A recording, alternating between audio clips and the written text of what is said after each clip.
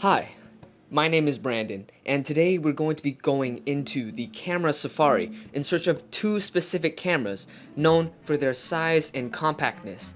These two little buggers are named the Osmo Pocket 2 and the Osmo Action. Now, don't mind that noise outside.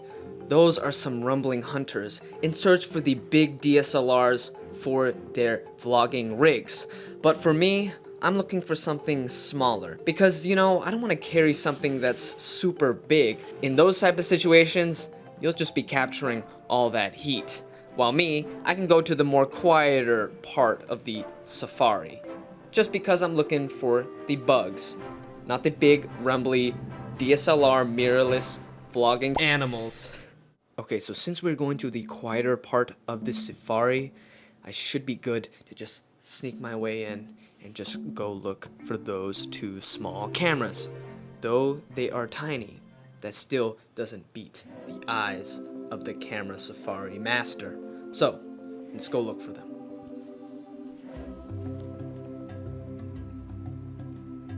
As you can see here, the Pocket 2 usually lives by big trees, hiding near brush for protection, but also sporting a shell for even more protection. It's pretty docile though. Weighing in at 117 grams, it's easy to just pick up. Here is the Osmo Action. It's a little more rugged, goes where it wants to go. Luckily, I found it under the shade on my search. But be careful, not only approach it very carefully, but if you plan on catching it, act fast. Anyway, the reason why I'm looking for these two specifically and comparing them today is because I wanted to compact down my vlogging rig. And I used to vlog with the Osmo Action right here. And it's pretty small for its size and does an awesome job. As for the Pocket 2, I've only had it for a couple days, so I haven't done really big, super in-depth tests. So if you're looking for that, this isn't the video for it. But as for vlogging capabilities, I compared these two and see if the Pocket 2 fares better in that sense.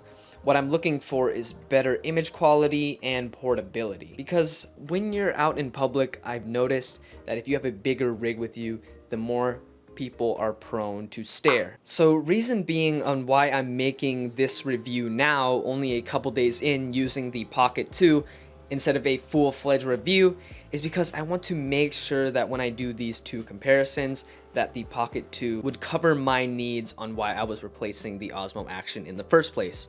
I wanted to keep the Osmo Action for its purpose of what its name implies, action. Hoping through these tests, if the Pocket 2 seems to be a big fail, it wouldn't be a big deal because, I'd be within the time frame of returning it, and that way I'd get my money back. But I'm hoping that that wouldn't be the case. So, here are the tests. Alright, so I am here with the Pocket 2 on my right, and on my left is the Osmo Action. Now I'm going to flip over here and show you guys how this function is. There's the flip, and then with this I have to flip manually. But as you can see, there's some geese. And let's see how the digital zoom feature works on here. And just to give you guys reference of where I'm at, I am standing right here. This is both the field of view right next to each other. Oh, that was, uh-oh. All right, so I'm still learning how to use my Osmo Pocket here. On this, it's pretty straightforward to show you guys that setup. If it isn't face tracking me, so I have to show you guys this way, I guess. So this is the setup for the Osmo Action. Pretty small setup, but I'm holding it like this.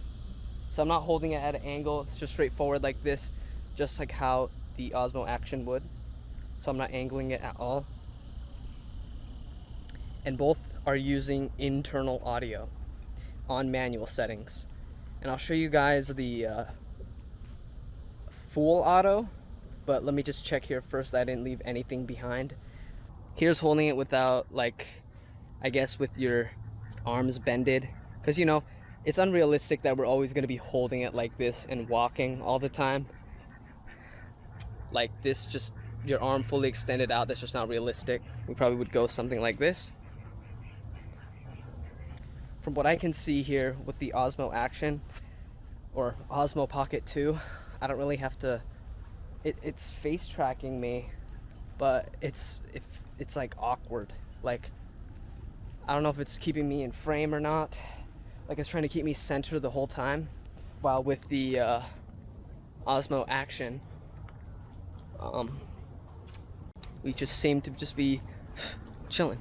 Okay, so I'm gonna try to figure out how to turn off this face tracking, because this kind of annoys me and doesn't, guess, do it the way I want. All right, so now we go to this tree and let's see how they both handle the separation. As I can already tell on the Pocket 2, the colors are way more vibrant and it is focusing on the branches. And man, the standard color profile looks actually really good. On the Action, the colors look a little more dead.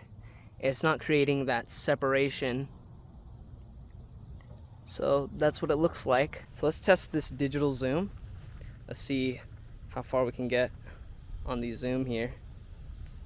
It's not too much, so I can't step that close to these guys without them going away. But here it is, both chilling. So still, it looks like it might be the ND filter, auto mode, in just a moment to see how DJI handles the colors and everything. Looks kind of dark, even though the sky, you can see more details in there. So we'll see. Time to slap on the original filters. So let's continue the usual walking sequence. Did I also forget to mention that on the Action we have the microphone here, so the audio should sound better. What does it sound like versus the Pocket 2? Now keep in mind, since then I've turned off the face tracking because I found it quite annoying and it was just kind of making it jittery. Alright, so I'm moving the Pocket 2 around. How does that motion look? Because we're on super high shutter speeds. I know ND filters make a difference. You cannot change my mind otherwise.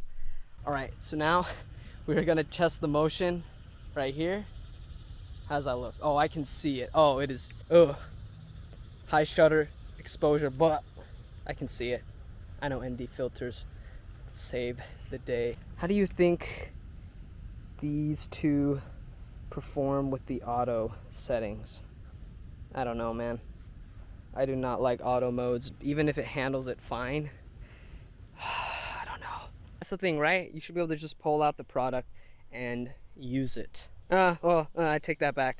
On the Pocket 2, the menu is a little more confusing than the Action, but then again, that could be because I understand the Action more. You guys notice that?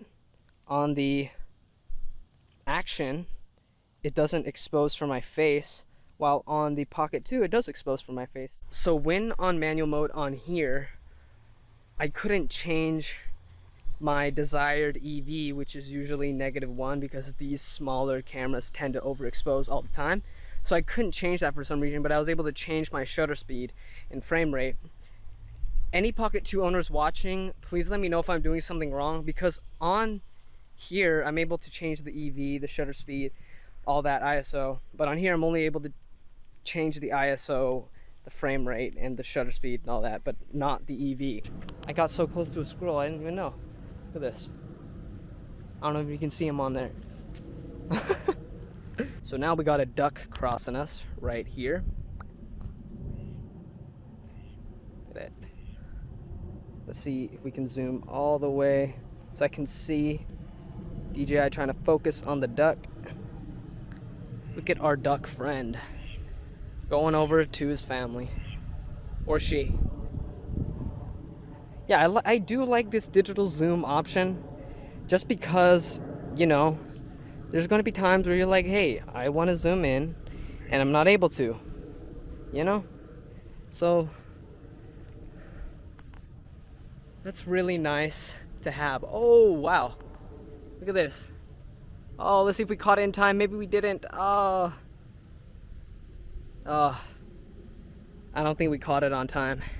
There was literally geese flying in the air and we missed it. What a shame. And then you can just pan. Can you pan up? Oh, you can pan up. Oh my gosh. Okay. All right, you see, I'm just learning these as we go here because, you know, that's how you field test cameras, right? As seen in full auto face tracking off, there were times I was just out of focus. In fact, nothing was in focus, just blur. So I just assumed that maybe face tracking needed to be on in order to keep my face in focus. But as for face tracking, oh, DJI, you still have some things to work on. So what I did before day 2 was pull a factory reset in hopes of just something was funky within the firmware at the time. Restarted it and installed all the latest firmware, and the second day seemed to fare better. Or maybe it was just perhaps that there was far too much light going in that day. ND filters for the win? Yeah, I think so. Welcome, welcome. We are on day 2 of Osmo Action versus DJI Pocket 2 because, frankly, day 1 was a fail. On your right, you are looking at the DJI Pocket 2. And what I'm hoping is that the focus is better now with this update. And as always, on the Action, you can rely that usually I am in focus. We have some wind reduction on both cameras. As you can see, my hair is flying a little bit. The trees are rustling. So we do have that on. How does the internal audio sound? I'm just here walking on some grass at a big field near a dog park. It is currently 10 in the morning. So who knew it would be this blazing hot? I was wanting to get here earlier, but it seemed that it might not have mattered at all because we are in Texas. So it's going to be hot no matter what, it seems. If for some whatever reason anyone is listening that makes stuff for the Pocket 2, if there was something wide angle lens and ND filter combo together, like a variable ND, that'd be amazing, but sounds too good to be true right now. Let's see off to both of you and let's switch to auto. One I don't like. Okay, so now there it is again. Pocket 2, come on. All right, so now we are both on full auto mode, even auto white balance, so you may notice more jitteriness now. Oh, Pocket 2, come on. So that's the thing. I've noticed even with other reviews, I want to love the Pocket 2, but man, the tracking and the object tracking, from what I've seen, and the face tracking doesn't seem to be going too hot. People can do things with their faces and the gimbal just goes crazy. I don't know, that's why I don't want to have the face tracking on. Oh, there it is. Look, it's doing it. It is doing it. I didn't even do anything. And how do both of these expose when I have my face shining in the sun here? Looks pretty bad on both. Well, that's always in general with camera. Direct sunlight looks terrible on faces. It's just how it is, and like, you would do that. Yeah, look, the face tracking, I don't know. I'm about to get off this face tracking mode on auto and we'll go back to our manual days. But before we do that, because the Action camera is made for action, right? So running should technically look better on this guy here. So, oh, there we go again. Gonna run to the other part of the tree here with the backpack on, everything. Just gonna do a jog into a run. Okay. How did both of these handle that? Then we'll try it one more time on the way back, and then and have my arm fully extended on both here, straight forward, jog into a run. Jog into a run.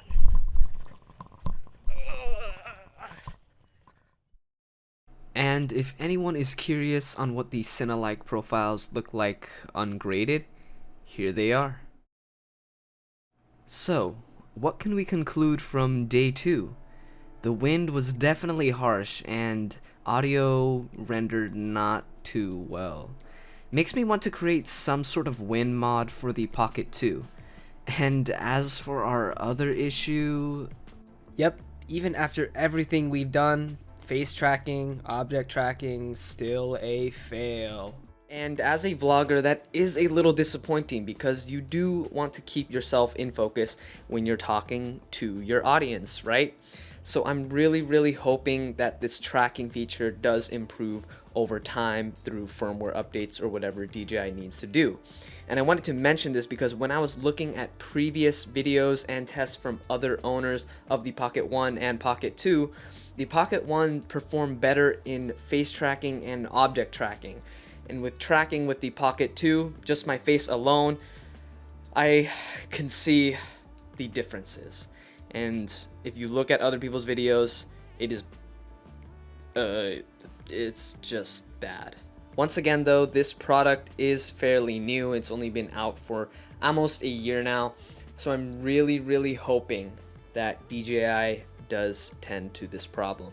As for the Osmo Action, it can do a lot of things, and that's what makes it so great. And at its price point now, new for $200, you got waterproofing, little body here with the wide angle lens and front facing screen at that. And honestly, if you were someone that's wanting to go into the vlogging world, I would recommend this camera out of all the other compact action cameras, because at least with this, I know that I could capture all the footage that I needed to and not have it crash or be missing. GoPro, I'm not like, GoPro, yeah, pair this little baby up with the Sonova adapter and a good mic. You got yourself a little nifty vlogging rig and awesome audio too. Speaking of audio, on the Pocket 2, throughout the test, if it's a very windy day, you need to be careful and have somewhat your body maybe blocking the wind if you're planning on vlogging, because as you can hear in some of the internal audio tests, the wind was hitting it hard and it doesn't sound too great. The wind reduction option was on. Regardless, you still need to be very careful. Now, that I still do give credit to the Pocket 2, because when I was looking at other people's reviews compared to the Pocket 1 and Pocket 2 internal audio, the internal audio does seem to have risen way up in quality in the Pocket 2 than the 1. And as seen in the first test, the internal audio was working fine. In fact, it was working great. And it was a mild windy day on day 1. But on day 2, it started getting a little harsher as the day progressed. Now I know that when I'm vlogging with the Pocket 2, I'm going to be covering, or at least trying to have the wind hit my back instead of going this way. But if it's just going all directions, you might be in trouble. Alrighty, so my final thoughts and conclusions on the Pocket 2 is this. This could still use improvements and some tweaks. Now, not to the point where I would return it, but I'm really hoping that DJI tends to these problems that it has now. As for the check marks that I was originally looking for, the Osmo Pocket 2 does fit those bills for better image quality, like the subject to background separation, and you know, I have something a little more playful for anything that I want to do, maybe a little more cinematic with the joystick. And I just like the form factor overall. I could see myself taking this with me more often instead of having to have that big, more intricate setup with the Osmo Action. Alright, y'all already done well. No, before I let you guys go, I need to put on my favorite color combination. So now that is done, I have to say thank you so much for watching. I hope y'all enjoyed the video, and if any Pocket 2 owners can let me know any more information that I need to know on my vlogging setup, please let me know down in the comments below. Other than that, hope y'all have a blessed day. Thank you once again for watching. See y'all next time. Peace.